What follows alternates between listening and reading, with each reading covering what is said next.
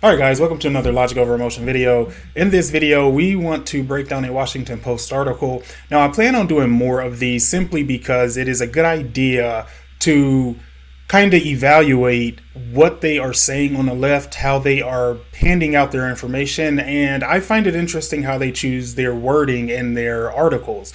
And so whenever you are online or you see someone from the left who are spewing what they would consider facts, you can kind of get an idea of where they're getting that from, and it will just make you more prepared for having to engage with those people if that's something that you choose to do online.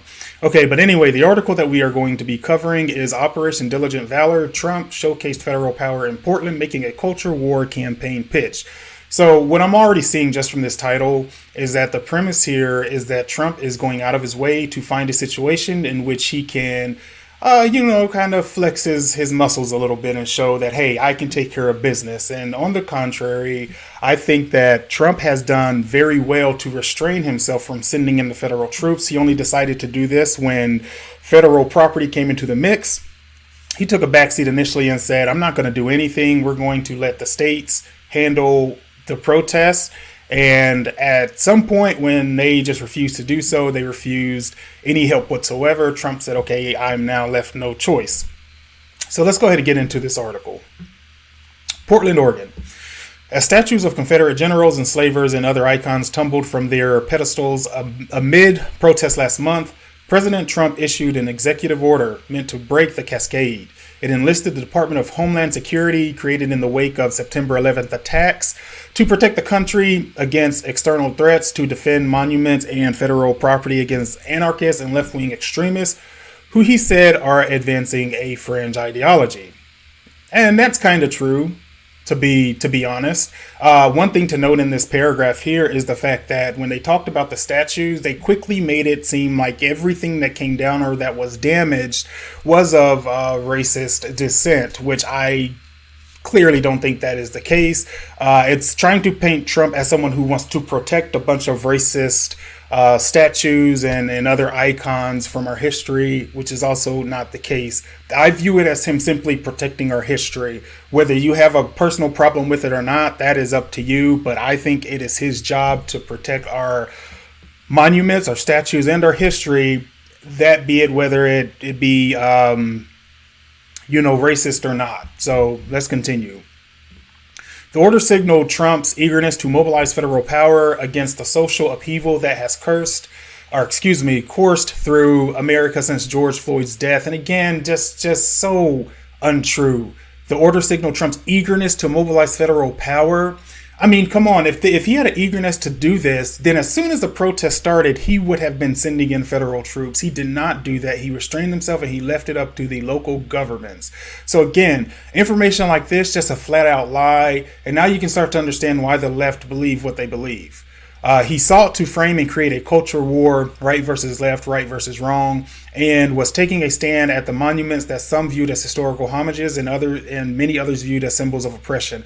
Again, it doesn't matter how you viewed the historical icons. It does not matter. The fact of the matter is it is what I believe his job to protect any of these icons that deal with our history. It is what it is. But Trump's June 26 declaration came too late. The monument of the protest was fading in many U.S. cities, and confrontations between federal authorities and civilians were becoming less frequent. Then Trump found Portland, according to administration and campaign officials. So he found Portland. No, how about Portland found him? How about we state it the right way? I mean, have we forgotten here people are actually getting hurt in these protests, are actually dying? I mean, do we not care about any of that? And then Trump still only chose to get involved when you guys were willing to burn down courthouses and stuff like that. So to say that he was just sitting there waiting, hoping, not the case. You guys forced his hand. He wanted to stay out of it. He wanted to let you guys deal with this from a local perspective. Still restive, the West Coast city with a long tradition of protests as a subculture of anarchism was staging peaceful mobilizations as well as smaller nightly clashes with authorities. This is so far from the truth. I just don't, how can you How can you state this information? Since the death of George Floyd, there have been non-peaceful protests every single day. And we're going to sit here and say a long tradition of protest as a subculture of anarchism was staging peaceful mobilizations. That's crazy to me. Nothing peaceful about them. Because think about it. If they were peaceful, there would be no need for federal troops to come in and protect anything. There would be nothing on fire. Like, I don't understand this. So, yeah, I guess what they're trying to say is it did not get to this point until after the federal troops arrived on the ground. That's just false, okay? It's amazing that you can see the images on TV and everywhere of what's happening in these places with these protests, and then they can release an article like this blatantly lying to your face. Amazing. Militant black-clad demonstrators were directing their anger at a large federal courthouse downtown. And yeah, I don't like the word demonstrators. Use rioters. That's what these guys are. Let's call them what they are. Singing in the polls over his handling of the coronavirus pandemic, Trump seized a chance to appear as a field general in a wider American cultural conflict over racial justice, police misconduct, and the re-examination of American history and monuments. Importantly, he found a theater for his fight. Once again, he was not looking for a fight. You guys forced his hand. That's all that happened. He was not looking for a fight. He does not care that the polls are down for how he's handling the coronavirus pandemic. I guess you guys forgot the polls of 2016 and how if you had actually used the polls, you would be saying, okay, is it going to be impossible for Donald Trump to actually win? And what happened? He won. So again, acting like, yeah, we know Trump is a little obsessed with the polls. We know he likes the polls, especially when they're in his favor. But to think that he goes out of his way to do this simply because he's sinking in one portion of the polls, it's crazy that you guys can create this story. And then people will go online, will go on social media and actually repeat crap like this. Oh, he was just trying to do this. You know, he was just trying to flex his muscles because his polls are sinking in coronavirus pandemic handling. It's nonsense. But anyway, let's continue on. The Federal Protective Service officers responsible for guarding the courthouse were worn down and outnumbered, DHS officials say, and they sent teams of federal border and immigration officers to shore up their ranks in anticipation of larger protests on the July 4th holiday weekend. What is occurring in Portland in the early hours of every morning is not peaceful protesting, acting DHS Secretary Chad Wolf said this week. Absolutely true. They are not peaceful. These individuals are organized and they have one mission in mind: to burn down or cause extreme damage to federal courthouse and law enforcement officers. This is 100% true. This is 100% true. Again, if they weren't already burning stuff, if these local officers that were protecting the federal buildings and property, if there was nothing going on, federal troops there wouldn't be a need for Trump to send any in. So we know by that logic. I mean, so I guess, if that's the case, why don't we see all of the pictures of peaceful protests? Instead, we just see a bunch of pictures of things burning and looking terrible, right? And so again, just the amount of lies that they tell is amazing. Trump has taken a keen interest in tactical operations against the protesters in recent weeks, according to White House and administration officials at the center of the response, who, like others, spoke on the condition of anonymity to discuss internal deliberations. When the fog of tear gas is thickest here in the wee hours of the morning, the president is sometimes up early on the other side of the country, calling Wolf for real-time updates from the front. The scenes of militarized federal forces on the city streets have stunned many Americans and unnerved former Homeland Security officials, but they have not quieted the protests.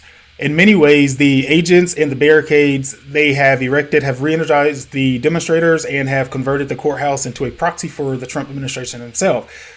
I mean, guys, you can't really blame Trump for that. So, because he sent in the troops, because of all the stuff that was going on, and then demonstrators in return got more violent. Let's make sure we use the correct phrase here. More violent, not just violent. They were already violent. They got more violent. That how do you blame Trump for that? So you think it would have been better for him not to send anyone in and everything just be destroyed, right? Of course, we didn't expect them to lay down when the federal troops came in. I mean, they're being backed by local officials telling Trump and these federal soldiers that, hey, we don't want you in our city. So of course, the people who are causing damage are going to use this opportunity to make a push. It's quite obvious.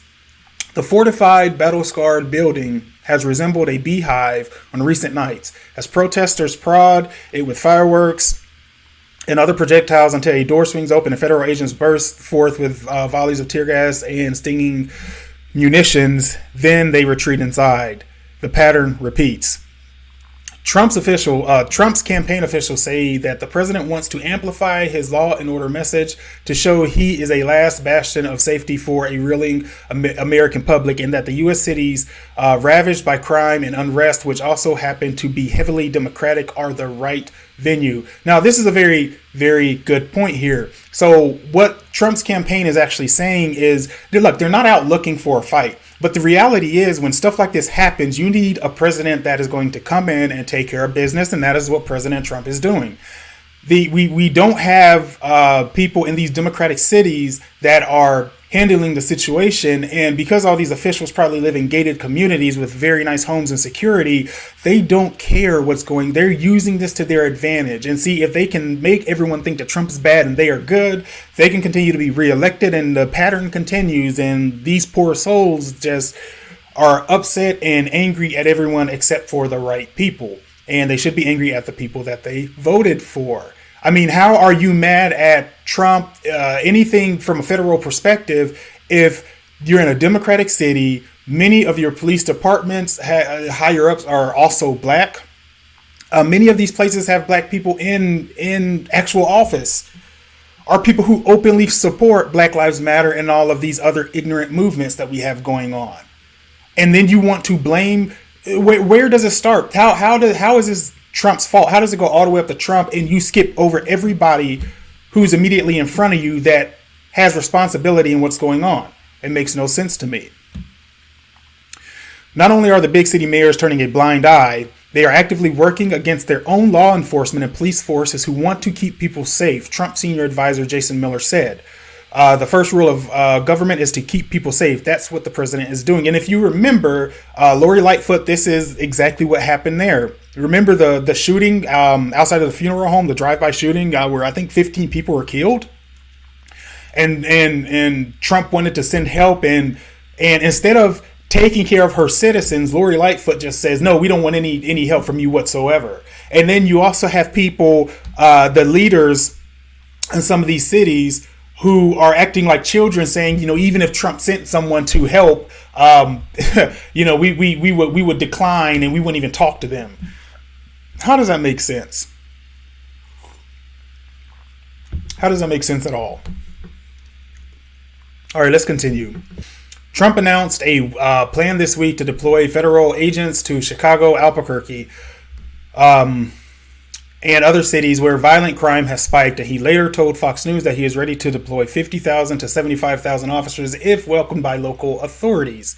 While DHS and Justice Department officials have tried to emphasize their defensive operation in Portland is different, Trump calls it part of the same chaos he blames on the radical left amid their calls to defund police departments. So this isn't really anything important here. What they're basically saying is that what they're doing in Portland is a bit different from some of the other areas. And so we really shouldn't necessarily be sending in DHS in those situations because they may not be trained to handle those situations. And Trump is basically saying, look, it's all evil violence caused by the radical left. That we need to stop it. And that's the way I tend to think about it. I mean, protesters are protesters, rioters are rioters. They're going to do what they do. The situation may be a little bit different because they may be wanting more intel in Portland, depending what's going on. Because if you're talking about federal property and you're looking at bringing charges, you may go about that operation a little bit differently. But all in all, violence is still violence and it needs to be stopped.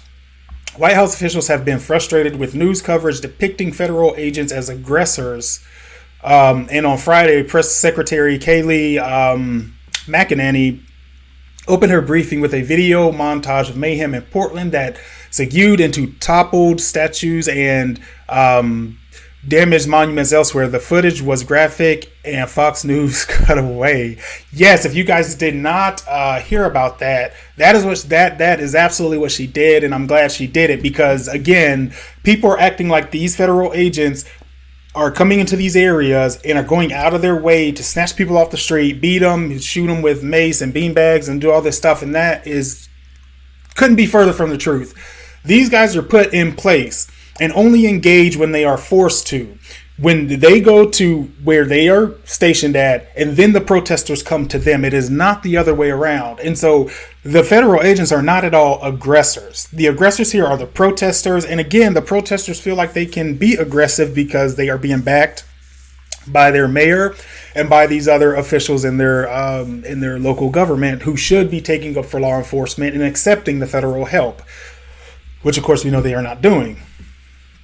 Trump has pushed for a Portland-style deployment in Chicago, one official said, but city officials made clear they prefer working with the FBI and other justice agencies over DHS, whose reputation has suffered from a central role in Trump's domestic policy agenda. At this point, guys, look, beggars can't be choosers, okay? It doesn't matter who you want to work with. The fact of the matter is, you have done nothing to help your citizens during these protests. You have done nothing.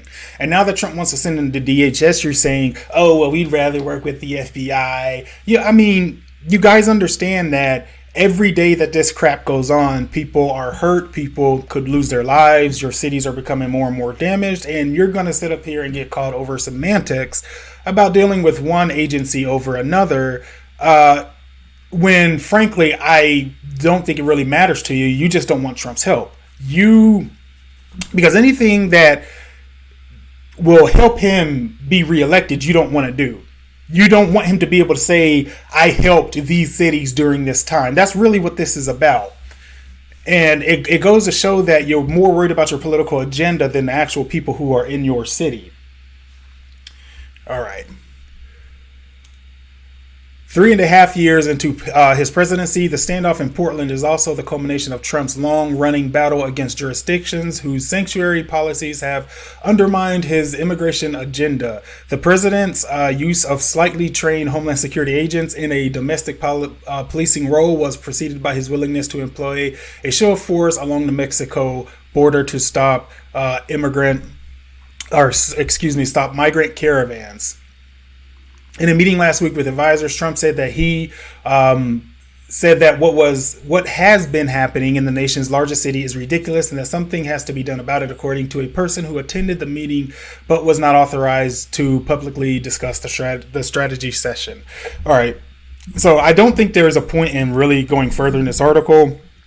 I think we can see here what the gist of the context is that they're trying to set, and that is the idea that basically Trump is bad. He needs some political stuff for his campaign to make it look really good for presidency. And so, we're not actually going to look at the facts that people are actually suffering and that these local governors are doing nothing to help their cities. What we're going to look at is the fact that Trump will benefit from this campaign wise if he were to come in and be able to, and we accepted his help and we were to shut all this stuff down, because we think people like George Floyd, that we should protest and do all this stuff, and then when all these people get shot in Chicago or these little kids are getting mowed down, we won't say anything about that, because that would go against the narrative and actually hurt us. But anyway, guys, that's the video. Let me know what you think in the comments below. How is it that we've come to a point in time in today where we can just blatantly lie? And I mean, I don't understand even how people on the left can read this and believe it's all true. Even I'm smart enough to understand when I read something from a right-leaning publication that it could be a little biased. And I make sure to find a truth in it, but there is no desire on the left to find anything regarding the truth, and it is just hurting them. But hey, it is what it is. You guys know how I feel about that. So I'm going to go ahead and get out of here. Until the next video, thank you guys for watching. Make sure you comment, like, and subscribe. You guys take care.